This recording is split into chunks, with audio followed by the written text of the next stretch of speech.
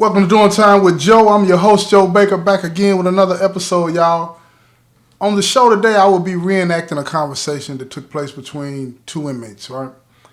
This is Inside the Cell with Joe Baker, and today's episode is titled, My Celley Lost His Mother. When someone you love dies, oftentimes the only person you can confide in prison about how you really feel is your celley. In this episode, Joe consoles Brian about the death of his mother. Let's take a listen. What's going on, bro? Not much, just chilling, man. What's up with you, though, right? Man, I just found out, bro, the chaplain called me in his office, bro, and found out, man, my mom died last night, man.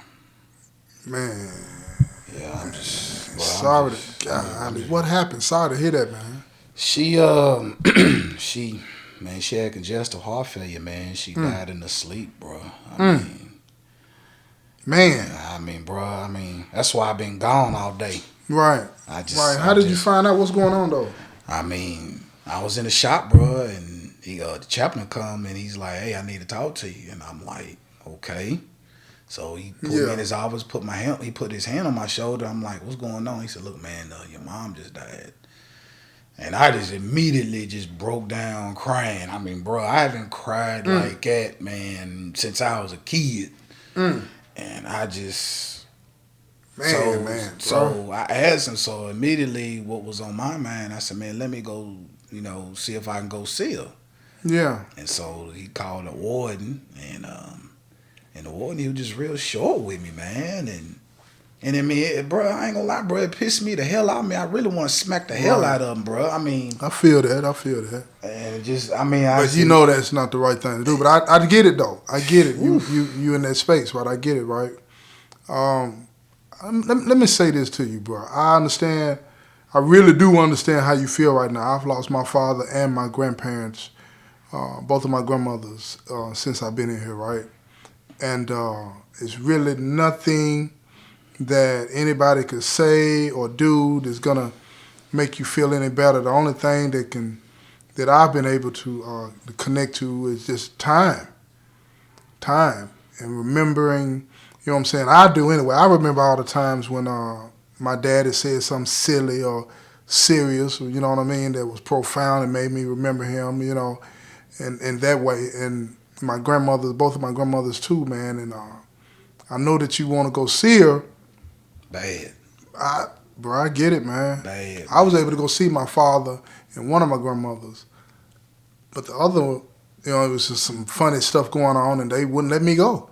They had changed the rules, you know what I mean? And see, I'm my mother's only child, bro. So I'm all she got, and she all I got. You know what I'm saying? And I ain't depend on nobody out there. No, none of my girls or none of my kids. I mean, my mother. That's mom, man. You know how it is with me. Bro, I get it, man. And, I get it. I was a mama's boy, even though my mom died before when I was a child. I get it. I ain't tripping. I was a mama's boy, man. Yeah. And like I said, I'm my only child, so you would think that would push them to, be a little bit more sympathetic to the situation. Be like, okay, this is mom's only child, so let me try to get him. But no, man, he was real short.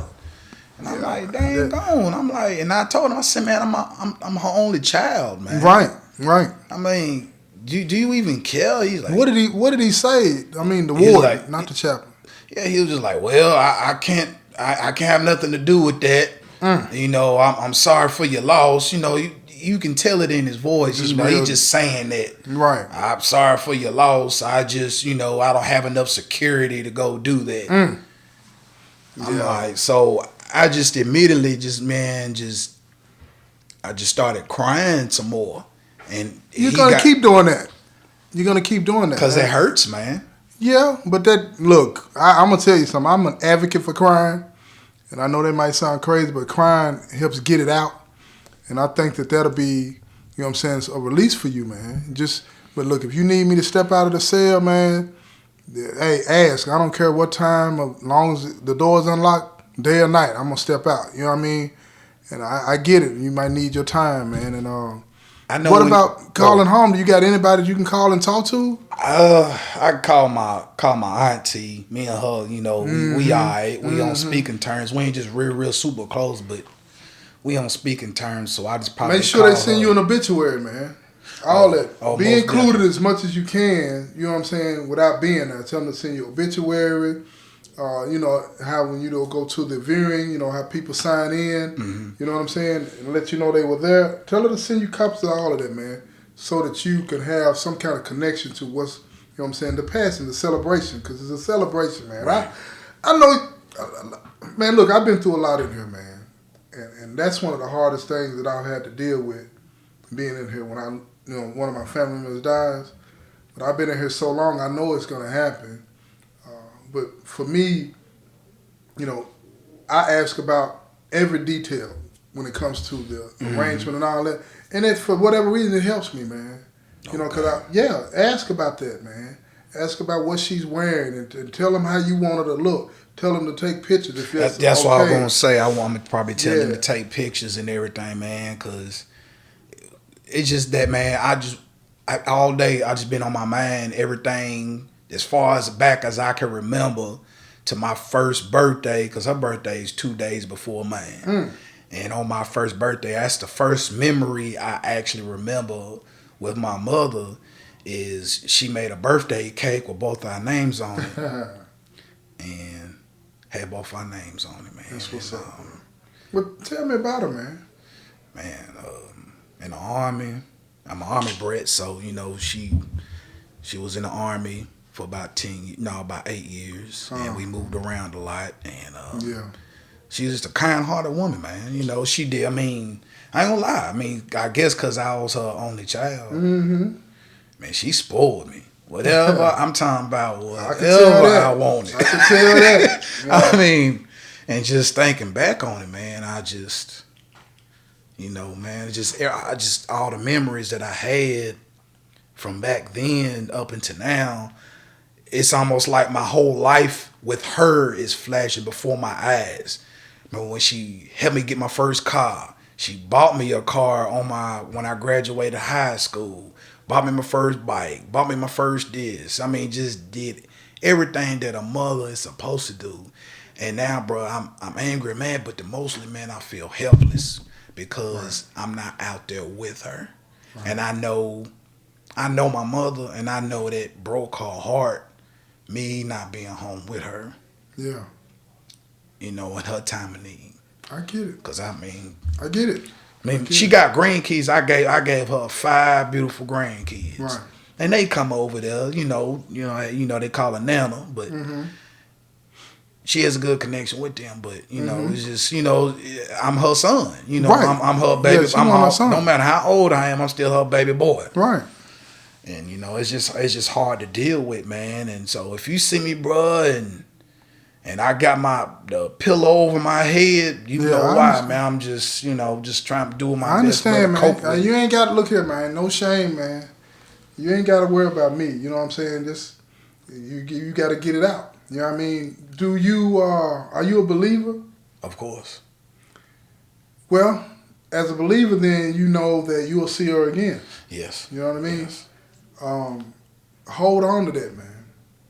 But hold on to, you got letters from her. You know what I'm saying? Pictures. Look at them. Read those letters over and over. Keep her alive like that. You know what I'm saying? Think about her, you know what I'm saying, on a daily basis. Talk to her. You can still talk to her.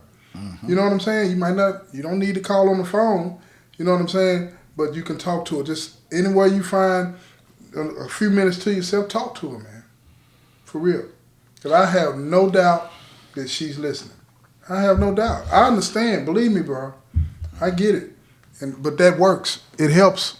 It helps, man. I know we gotta, by us being incarcerated, we gotta put on this, you know, tough image. This facade. Yeah, man. And like I said, so, bro, if you see me outside the cell, you know I'm not gonna, you know, be. I guess I don't want to be known as like vulnerable, you know what I'm saying? Because people, they may look at you like, man, what's wrong with him? No. Right. I mean, I probably won't let it out till I get in the cell. Yeah, get in the cell, yeah. Yeah, but outside, you know, by you being in the cell with me, you know, man, all right, my brother, he hurting. He hurting. Right. I get it, man. Yeah, and yeah, we are in prison. And, you know, still putting on, you know what I'm saying? But it's hard to put on when a hole been put in your heart like that. You know what I mean? I get it, man. And can't nothing feel it. No, nothing. No. Nothing, man. Nothing can feel that, man. And what pissed me off is then, like I said, I'm coming back into the unit, and I had, 3 guards, like, man, I heard what happened. You all right? I'm like, hell no, I ain't all right. They won't let me go see my mother, man. Yeah. Right. What the hell you mean? Am I so all right? Hell no, I'm all right. So somebody had called and told them what happened. Yeah. And whatnot. So did they say they knew about your mom passing, or did they know that you were not going to be able to go see her? They knew that my mom passed. Word had got around that fast. Yeah, but I haven't told anybody, that they won't let me go see her. Right. And so, like I said, I had a couple of officers, I told them, I said, I want to go see her. And they was like, man, I'll volunteer to help you. And, so they went and asked the warden themselves, and he told them, and their exact words were, he gave us a resounding no. I've seen other people do this. Do you have anybody that you could call that might be able to call downtown? The only one I can think of was my aunt and maybe my kids. My kids are grown now, so maybe I can get one of them to call, and maybe I can get some kind of, Yeah, because at the end of the day, man, I don't know exactly what the policy says, but they're supposed to make allowances for that, man. Yeah, and just trying to tell us, man, that they're short of staff and all this. Prison been short of staff since I've been here. You know what I mean? They do what they want to do in situations like that, man. And I hate that for you, man. But look here, I love you, bro. And don't get it twisted, man. If you need to talk about anything, you know what I mean? I'm here, man. And just keep an eye on me, man. I got you, man. Yeah, because, man, it's hard, bro. I got you. It's hard. I got you. That's what's up, bro. This concludes this episode of Inside the Cell with Joe Baker. Thank y'all for listening. I hope you enjoyed it, and I hope that it was informative to you. This has been another episode of Doing Time with Joe. I'm your host, Joe Baker, and I say peace, y'all.